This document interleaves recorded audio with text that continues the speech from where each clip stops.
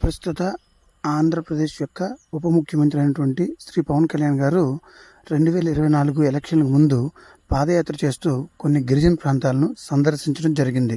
ఆ సందర్శనలో భాగంగా వారు ఎదుర్కొంటున్న అనేక సమస్యలను వారి దృష్టికి తీసుకురావడం జరిగింది. అవన్నీ కూడా ఆయన నోట్ చేసుకొని ఎలక్షన్లో నెగ్గిన తర్వాత ఇక్కడికి వచ్చి వారి సమస్యలను పరిష్కరించే మార్గంగా ప్రయాణం చేస్తానని ఆయన మాటిచ్చారు. అలాగే ఎలక్షన్లో ఎన్నిక అయిన తర్వాత ఆయన రాష్ట్రానికి ఉప ముఖ్యమంత్రిగా నియమితులయ్యారు.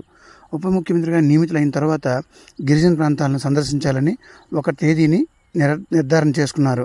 ఆ నిర్ధారణ చేసుకున్న తర్వాత ఆయన కొడుకు సింగపూర్లో అగ్ని ప్రమాదానికి గురవడం జరిగింది. ఈయన సందర్శనకు వెళ్ళే రోజు, ఆయన కొడుకు ప్రమాదానికి గురైన రోజు రెండు ఒకే రోజు కావడంతో పవన్ కళ్యాణ్ గారు అటు కొడుకుని చూడడానికి వెళ్తారా, ఇటు గిరిజన ప్రాంతాల సందర్శనకు వెళ్తారా అని చాలామంది ఆలోచించారు.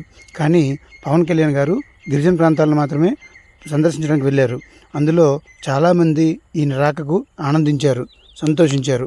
ఇందులో భాగంగా ఏ తల్లి అనుగ్రహమో, ఏ తల్లి దీవెనతోనో, ఏ తల్లి రూపంలో భగవంతుడు వచ్చాడో ఆయన యొక్క కుమారుడు కూడా అక్కడ ఏ సమస్య లేకుండా, ఏ ప్రమాదం లేకుండా రక్షింపబడ్డారు.